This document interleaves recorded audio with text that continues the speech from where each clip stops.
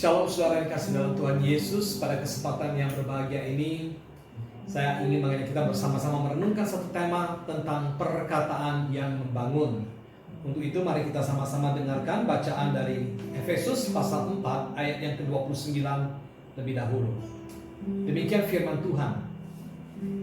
Janganlah ada perkataan kotor keluar dari mulutmu, tetapi pakailah perkataan yang baik untuk membangun di mana perlu, supaya mereka yang mendengarnya beroleh kasih karunia. Haleluya. Saudara sekalian, ada sebuah pepatah berkata begini: kayu dan batu dapat mematahkan tulangku, tetapi perkataan tidak dapat melukai diriku. Benarkah perkataan ini, saudara sekalian? Realita kita menemukan bahwa justru seringkali yang melukai, yang menyakitkan itu bukanlah batu ataupun kayu, saudara, tetapi perkataan. Berapa banyak kali perkataan itulah yang bisa menghancurkan, yang bisa melukai hati seseorang, saudara sekalian. Karena itu jelas peribahasa ini atau pepatah ini kuranglah tepat, saudara sekalian. Perkataan yang diucapkan bukan hanya bisa berdampak pada diri orang lain, tetapi juga bisa membawa konsekuensi terhadap diri sendiri, saudara sekalian. Mengapa demikian? Karena apa yang kita ucapkan itu sesungguhnya adalah meluap dari hati seseorang. Perkataan itu seringkali merupakan semacam ramalan terhadap apa yang akan terjadi, semacam self-fulfilling dalam psikologi dikatakan. Karena saudara sekalian, kita perlu sekali berhati-hati untuk memperhatikan apa yang kita ucapkan. Saudara-saudara sekalian, ada orang berkata begini: aku tidak sanggup, aku tidak mampu, aku tidak bisa. Apa yang terjadi kemudian, saudara? Maka kita menemukan kenyataan bahwa tidak jarang orang tersebut mengalami kesulitan dalam membangun relasi. Pekerjaannya mungkin tidak bisa mengalami kemajuan, atau dia mungkin bahkan mengalami kesulitan untuk mendapatkan pasangan hidup dan seterusnya, saudara. Mengapa? Karena dia selalu berpikir, aku tidak sanggup, aku tidak bisa, aku tidak layak, aku tidak pantas. Dan itu menjadi kenyataan bagi dirinya, saudara sekalian. Nah, kan saudara sekalian, sangat perlu kita perhatikan apa yang kita ucapkan. Contoh lain lagi, saudara, ya. Ada orang tua yang mengeluh, kenapa anak saya begitu bodoh? Rupanya, saudara sekalian, diusut dari sejak kecil. Setiap kali kalau dia memarahi anaknya, selalu berkata, bodoh, masa begitu aja kamu bisa, kamu tidak becus, kamu tidak mampu. Dan selalu kata-kata itu diucapkan kepada anaknya, sehingga dari kecil anak itu bertumbuh dengan satu image bahwa memang dia anak yang bodoh, sehingga jadilah dia seperti anak yang bodoh adanya, saudara. Demikian juga, saudara sekalian, ada orang yang mungkin ya dia mengeluh, misalnya dia berkata, wah, istriku ini tidak pandai memasak, istriku ini masakannya tidak enak. Karena setiap kali istrinya memasak, saudara, dia selalu mengeluh, dia selalu mengkritik, selalu ada saja yang menjadi kekurangan, sehingga akhirnya mungkin istrinya tidak punya confidence, istrinya kemudian juga mungkin merasa tidak sanggup, lalu istrinya tidak lagi mungkin mau mencoba, dan istrinya tidak bisa memasak dengan baik, saudara sekalian.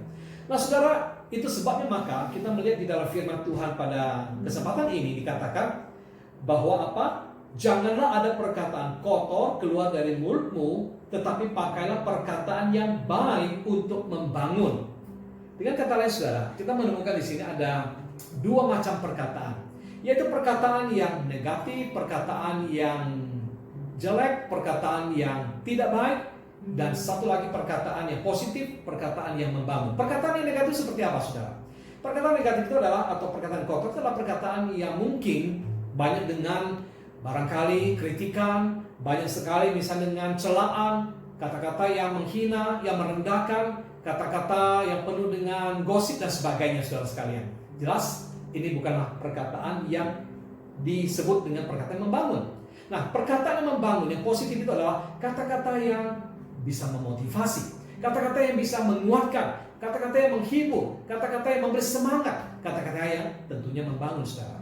Nah, saudara sekalian, inilah yang dimaksudkan oleh Paulus ketika menuliskan Efesus pasal 4 ini, yaitu supaya kita lebih banyak mengucapkan perkataan yang baik, yang membangun, menjadi berkat bagi orang lain, saudara. Nah, saudara yang dikasih dalam Tuhan Yesus Kristus, perkataan yang baik, yang membangun itu bukanlah sesuatu yang dibuat-buat, bukan saudara. Mungkin di antara saudara ada yang berkata begini, Musa atau Pak Pendeta, kan saya ini bukan orang yang pandai bicara, saya ini bukan orang yang pintar merangkai kata-kata. Oh, saudara tunggu dulu sebentar ya. Yang dimaksud dengan perkataan yang membangun di sini bukanlah berarti bahwa kita harus bisa mengarang yang sesuatu yang tidak ada lalu kemudian diada-adakan, yang sekedar ABS asal Bapak senang, kata-kata yang maaf mungkin seperti menjilat. Bukan itu maksudnya saudara sekalian ya. Tapi perkataan yang membangun itu adalah memang sesuatu yang harusnya muncul dari hati kita, dari ketulusan saudara. Karena kita melihat ada hal-hal positif, ada hal-hal baik dari diri orang lain atau dari perbuatan yang patut dipuji, maka kita mengatakannya saudara sekalian. Nah, itu yang dimaksudkan dengan kata-kata yang baik saudara sekalian.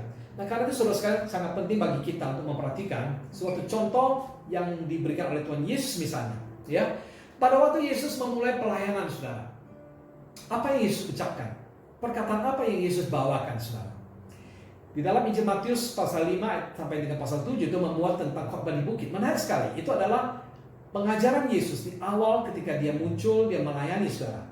Apa yang Yesus katakan? Yaitu kata-kata yang berkat, yang memberkati. Kata-kata penuh dengan kebaikan, kabar baik.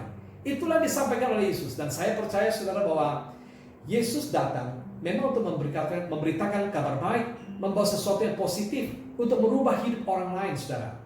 Bukan untuk justru menjatuhkan, tetapi membangun, menguatkan saudara. Nah saudara, karena kita perlu belajar. Belajar untuk mengucapkan kata-kata yang positif, itu perlu dipelajari, perlu dilatih saudara. Kalau sebaliknya saudara kata-kata negatif, itu mungkin tidak perlu kita pelajari.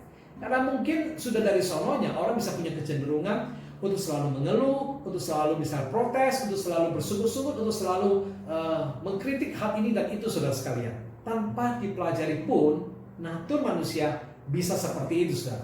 Tapi kata-kata yang membangun yang positif adalah kata-kata yang mestinya diucapkan, dipelajari, dibiasakan saudara sekalian, supaya itu boleh menjadi berkat bagi banyak orang. Begitu pentingnya ucapan kata-kata kita.